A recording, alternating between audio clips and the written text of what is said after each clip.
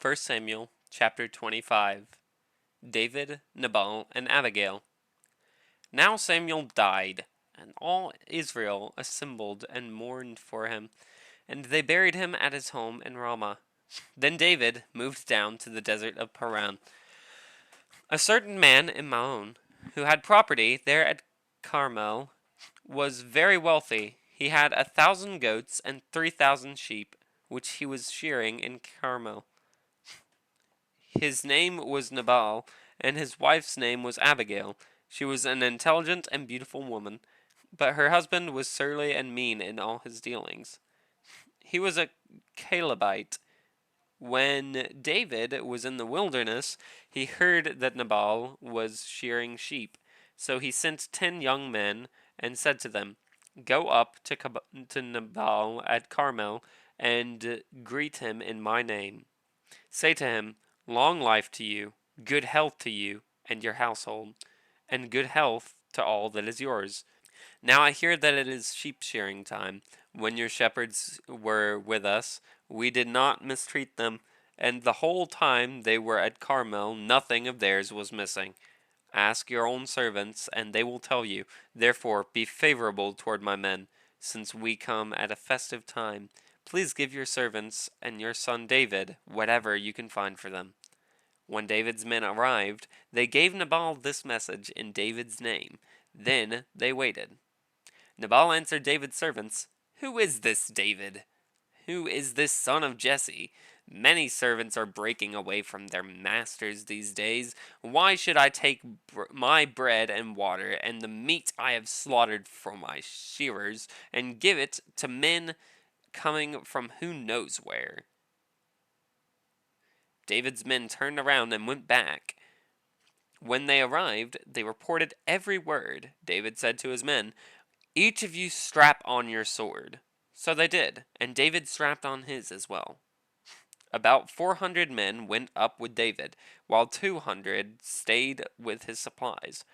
One of the servants told Abigail, Nabal's wife, "David sent messengers from the wilderness to give our master his greetings, but he hurled insults at them.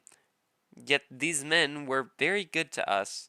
They did not mistreat us, and the whole time we were out in the fields near them, nothing was missing.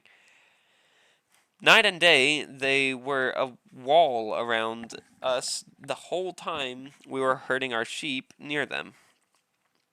Now think it over and see what you can do, because disaster is hanging over our master and his whole household. He is such a wicked man that no one can talk to him." Abigail acted quickly. She took 200 loaves of bread, 2 skins of wine, 5 dressed sheep, 5 seahs of roasted grain, and 100 cakes of raisins, and 200 cakes of pressed figs, and loaded them on donkeys. Then she told her servants, "Go on ahead, I'll follow you." But she did not tell her husband, Nabal. As she came riding her donkey into a mountain ravine, there were David and his men descending toward her, and she met them. David had just said, "It's been useless, all my watching over this fellow's property in the wilderness, so that nothing of his was missing. He has paid me back evil for good. May God deal with David, be it ever so severely, if by morning I leave alive one male of all who belong to him."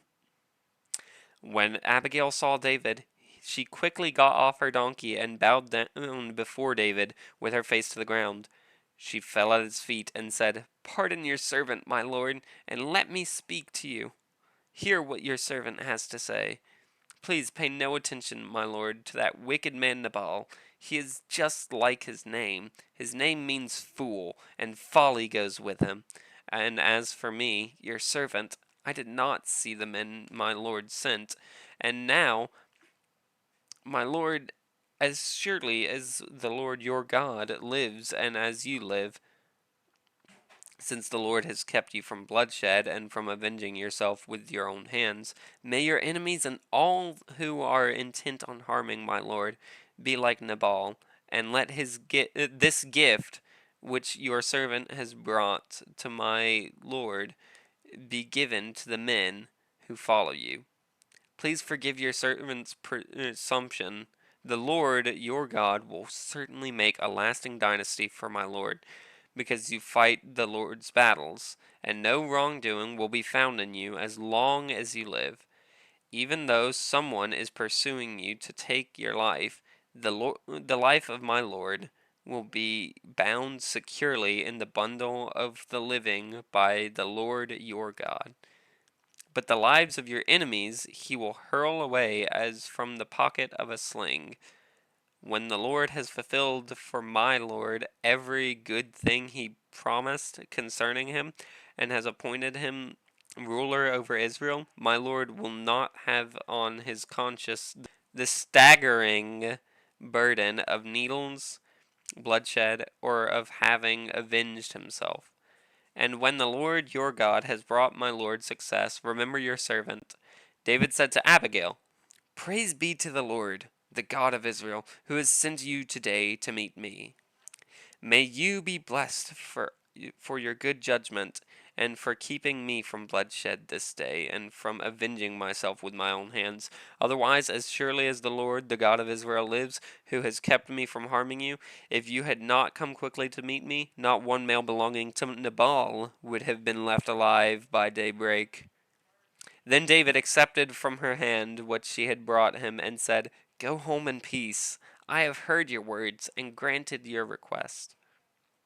When Abigail went to Nabal, he was in the house building a banquet like that of a king. He was in high spirits and very drunk, so she told him nothing at all until daybreak. Then in the morning, when Nabal was sober, his wife told him all these things, and his heart failed him, and he became like a stone. About 10 days later, the Lord struck Nabal, and he died. When David heard that Nabal was dead, he said, Praise be to the Lord who has upheld my cause against Nabal for treating me with contempt. He has kept his servants from doing wrong, and has brought Nabal's wrongdoing down on his own head. Then David sent word to Abigail, asking her to become his wife. His servants went to Carmel and said to Abigail, David has sent us to you to take you to become his wife. She bowed down with her face to the ground and said, I am your servant, and am ready to serve you, and wash the feet of my Lord's servants. Abigail quickly got on a donkey, and, attended by her 5 female servants, went with David's messengers and became his wife. David also married Ahinoam of Jezreel, and they both were his wives. But Saul had given his daughter Michal, David's wife, to Partiel, son of Laish, who was from Galim.